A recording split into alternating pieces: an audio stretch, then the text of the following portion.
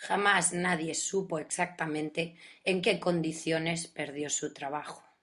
Aquel día llegó a casa antes de tiempo, se sentó en su sofá orejero de terciopelo, tomó el mando y me despertó sintonizando un canal cualquiera.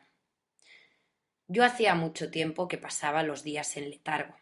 Las niñas estaban en el colegio y Consuelo solo se aproximaba a mí para lavarme la pantalla o cambiarme el pañito por uno recién lavado.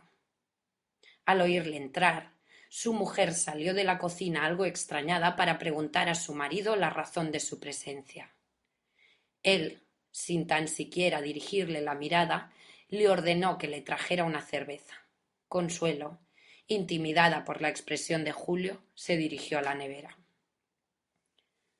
Cuando las niñas llegaron a casa, no se atrevieron a preguntar a su padre, tal vez advertidas por Consuelo, cómo le había ido el día. Y no es de extrañar, porque cuando Julio se enfadaba, era mejor dejarlo tranquilo.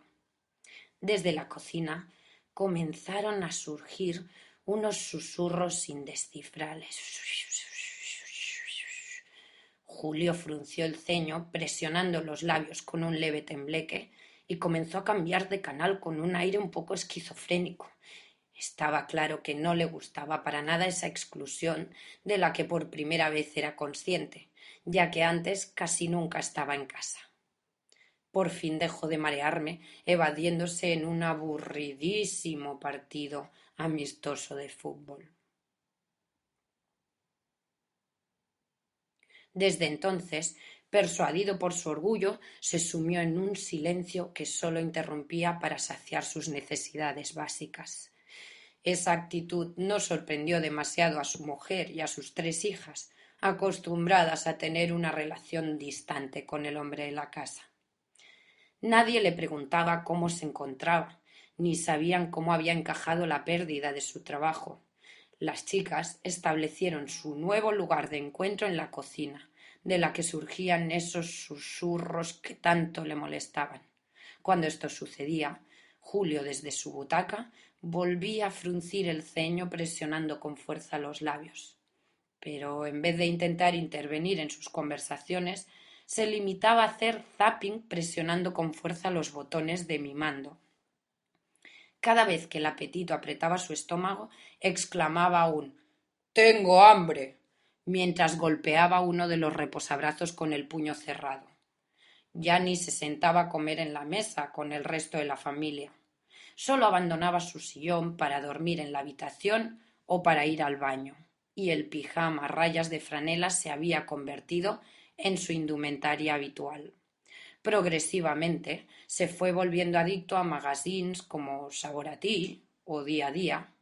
Nunca entendí si los miraba porque era lo más asequible de la franja horaria o para entender una psicología femenina que le era tan desconocida. El caso es que llegó a estar tan enganchado a ese tipo de programas que reemplazaba los partidos del sábado por el show Salsa Rosa. Supongo que en el fondo disfrutaba viendo a la gente abucheándose, como una especie de catarsis personal. Las chicas ya no me prestaban atención y entre Julio y yo comenzó a crearse un vínculo por la cantidad de horas que pasábamos uno delante del otro. Una tarde como cualquier otra, la presentadora del programa El diario de Patricia introducía en su show a César, un señor de avanzada edad que ya no se hablaba desde hacía algún tiempo con las mujeres de su casa. Julio se incorporó levemente con los ojos abiertos. Patricia complementó la presentación de su invitado, explicando que hacía años que perdió la comunicación con su mujer y sus hijas, hasta tal punto que lo único que oía en su casa eran susurros. Inmediatamente después inició su entrevista preguntando por el inicio de esa situación, pero tras la escueta respuesta de su invitado, prosiguió con preguntas más concretas, con intención de sonsacarle más información. Veamos, a ver si te podemos ayudar a recordar. Se hizo un breve silencio. ¿Cómo era tu relación con ellas en su infancia? La verdad es que cuando llegaba a mi casa, las niñas estaban en la cama. Siempre llegaba muy tarde, tú sabes. Empiezas con una caña después del trabajo. No, no lo sé. Yo después del trabajo voy directamente a mi casa, con un tono condescendente. ¿Y con tu mujer?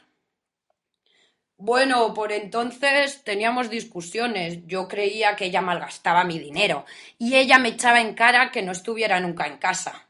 Además, desde que nacieron las chiquillas, usted sabe, el sexo. Veo que no iba muy bien la cosa, interrumpió Patricia. Pero, ¿tenías algún detalle con ellas? Bueno, alzando la mirada.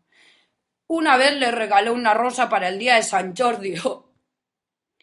Hijo mío, no te debiste agotar demasiado con tal esfuerzo. Entre las risas del público.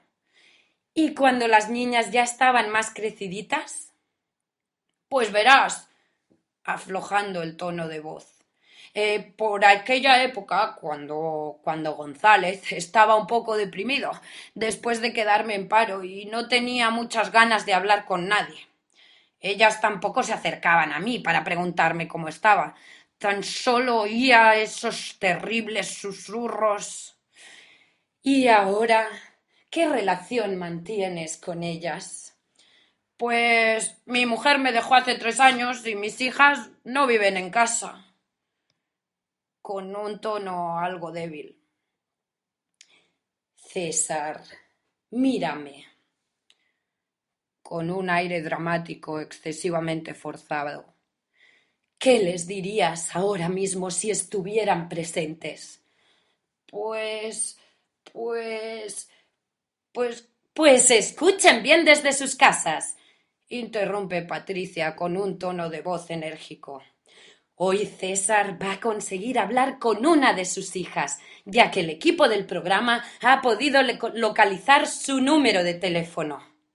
Se detuvo un instante ante los aplausos del público y prosiguió. Pero, señores, señoras, todo esto y más después de la publicidad. Fue la primera vez que Julio no practicó su nuevo deporte favorito durante la publicidad y aguantó estoicamente los 10 minutos con anuncios de coches y detergentes. Tras un breve resumen de la historia de su invitado, Patricia dio la señal para que la llamada entrara en directo. Persuadida por la insistencia de la presentadora, la hija de César intervino. Mira, papá, vivo 2 pisos más abajo y no tienes que ir a un programa de televisión para hablar conmigo. ¿Eso quiere decir que acepta volver a hablar con tu padre? Intentaba aclarar Patricia, con miedo a perder el dramatismo que mantenía su audiencia. No, eso quiere decir que vivo 2 pisos más abajo y que no tiene que ir a un programa para hablar conmigo. Muy solemne. No pretendas ganar ahora, y menos a través de un programa de televisión, un cariño que nunca nos has dado, añadió. Una lágrima descendía por los pómulos de Julio sin que sus párpados apenas pestañearan.